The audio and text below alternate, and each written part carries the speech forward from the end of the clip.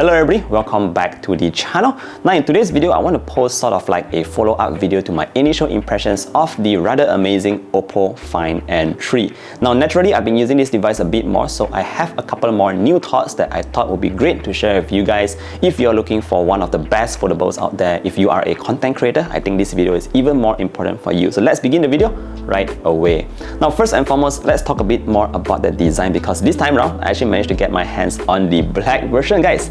Check this out, the version in black is actually pretty sick. We have this sort of like vegan leather materials at the back, and I think it offers a lot of grip.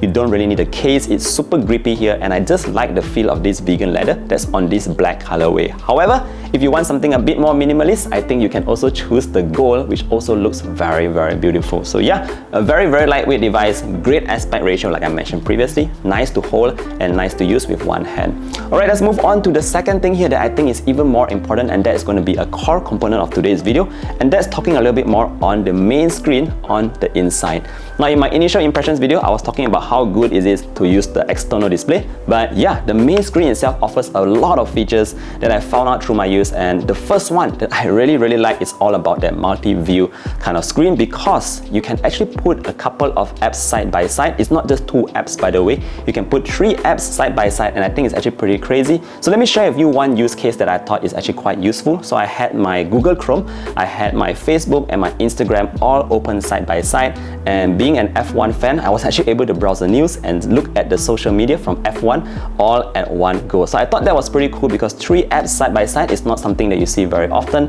and it works very seamlessly on the OPPO Find N3. Like as soon as you tap the left window, it jumps to it right away, and it's super smooth, super seamless. Now another cool idea that I thought might be great for you if you are, let's say, a content creator, if you edit a lot of photos, the split screen is actually again very useful, because say for example you have Lightroom on the left and you can have your Instagram on the right. Now this way you can actually look back at the kind of colors that you are using for tuning your photos on Instagram and actually adjust them on your Lightroom on the left side. And I think that's actually pretty cool here, because you have that side-by-side view, and you can actually ensure that the color grading is very similar to what you already have on your feed. So again, this side-by-side view works really seamlessly. It's very smooth, and you don't have any issues with lags or anything like that.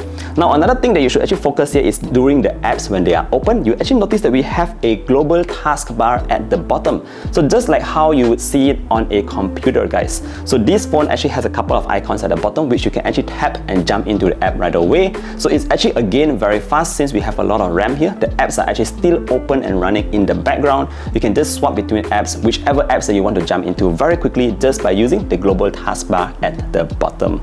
Alright, so another cool trick that I found here, guys, is actually called File Pocket. Now just like the name suggests, imagine a pocket where the phone itself is actually generating all your recent files and putting it into there so you can access it very quickly. Say for example, you're in your notepad and you just want to put in a couple of photos.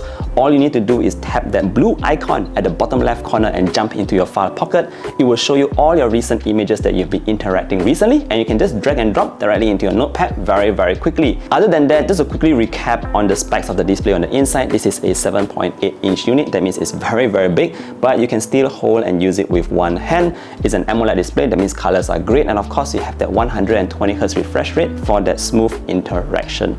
Now let's move on to the next point here and talk a bit more about those cameras at the back. So what do we have here in terms of the cameras? Well, like I said before, this is OPPO's most premium and flagship device, so you're having a very strong set of triple camera setup here. You have a main sensor, you have a telephoto as well as an ultra wide, and all the colors are actually tuned by Hasselblad in the background. That means that you're going to get very true to life kind of pictures. Well, let's take a look at a couple more photos that I took during my trip in Japan. As you can see here, yes, all the photos are actually very consistent in terms of coloring. They're very true to life. They are not oversaturated like some other phones. There's a lot of detail, dynamic range is great, and even at night you will notice that there is minimal noise. And again, the color tuning here is actually very consistent throughout the day and night, and I think that's great for you if you're the kind of person who likes to take photos that looks just like what you are seeing with your own eyes. So that's what you can expect from the cameras at the back of this device. Anyways, let me know your thoughts about these photos. Let me know what you guys think.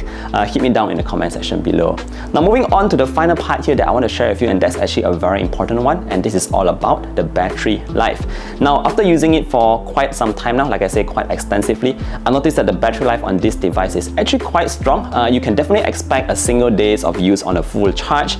It again depends on how you use your phone. If you're going to be gaming a lot, obviously the battery life will come down even quicker. But if you're going to be using it for mainly your social media, browsing, doing a couple of work on your productivity apps, editing photos and all that, one day on one single charge is definitely not an issue. Anyways, the phone itself supports that 67-watt SuperVOOC fast charge, and I did a very quick test earlier on. If you just charge it for 10 minutes, you're actually able to get in about 35% of battery life, and I think that's actually quite quick. Alright guys, so that's pretty much what I want to share with you in today's follow-up video. Again, if you have any further questions, feel free to leave me a comment down below. I'll try to help you out. I'll also put in the official link so you can go and check out the specs or anything else that you want to find out on your own. Very, very strong device here. Lightweight, great to use main screen on the inside, a lot of cool software touches with ColorOS 13.2, and of course, great battery life on the OPPO Find N3. Now with that said, thank you for watching today's video all the way to the end. Don't forget to drop a like and sub to the channel if you want to see more content like this, and I definitely look forward to seeing you guys in the next one. Do take care and stay safe. Bye bye.